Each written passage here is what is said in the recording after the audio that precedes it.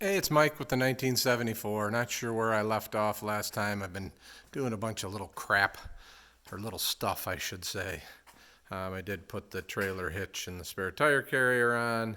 I have my ladder installed.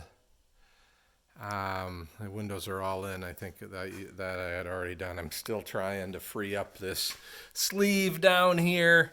Not in a big hurry on that. I just keep putting the spray on it every day. And now let me plug in the lights inside.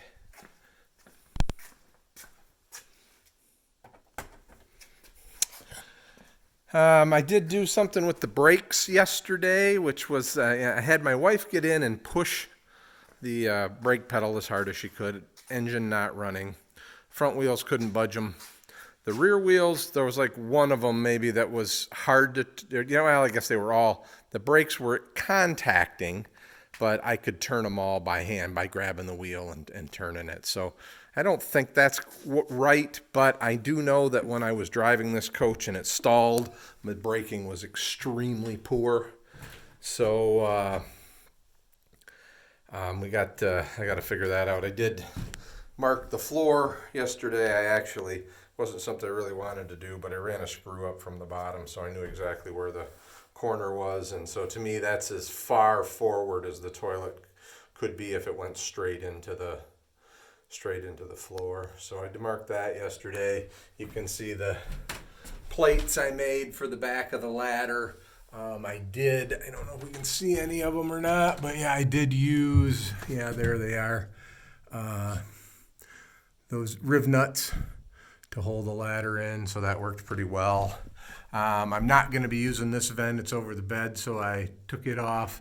And the same thing, I took the vent out of here, and we'll go up on the roof, and I'll kind of show you that. The two doors are both on, both riveted in place with blind rivets. And I made screens for each of the vents. And I just held that one on with a couple of screws coming in from the outside in. This one actually had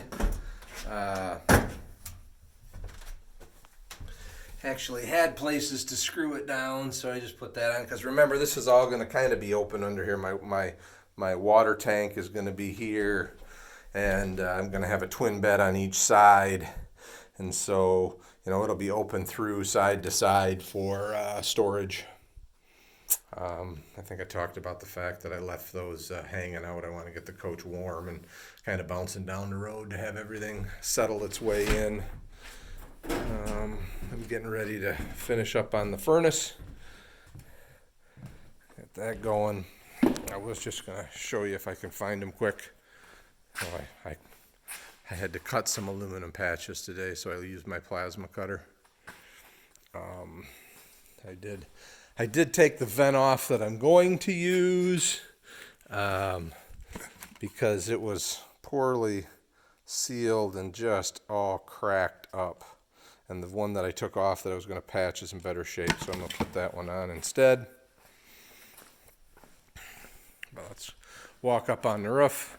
I got a lot of work to do on the roof. I don't really want to because I'm trying to get this thing ready to go in a month. But you can see I've got this all cleaned up and ready to put a patch on.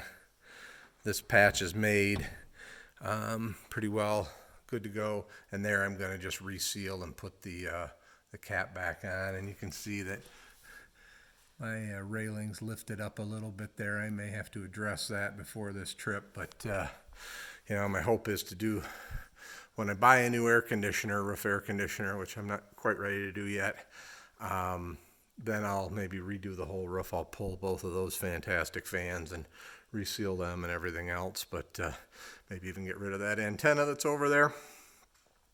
But for right now, like I said, I'm just trying to get it cleaned up and ready to go. My goal is once it goes back together for camping, that it kind of stays that way. The only thing I'll do is, I'll say weekend projects or easy.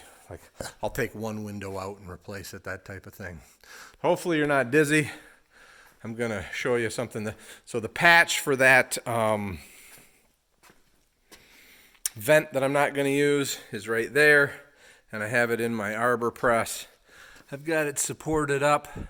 That's about the distance that I want the curve to be to kind of match the roof. I'm using this as a pipe bender die that I have, but I'm just using that. So I'm going to pause you and I'm going to put a little force on it and we'll see what happens. Okay, you can see that got a nice kind of curve to it now. I'm going to go up and check it on the roof and then maybe come and bend it some more. Hang on a sec. Okay, there it is. It isn't perfect, but there'll be some screws holding it down and an adhesive underneath it. So I think that'll do me. Like I said, it's not perfect. I could, try and take the time to cut the patch exactly and put it in flush and body work it and everything else. But it's way up here on the top. I need it to seal and not leak. Can be structural if someone steps on it coming up here. Other than that, it's fine. And when I'm probably going to do this section of the roof from end cap to end cap at some point with the, the rhino liner or something like that up here. So, all right, everybody. Next time I'll show you how these turn out. Thanks. Bye.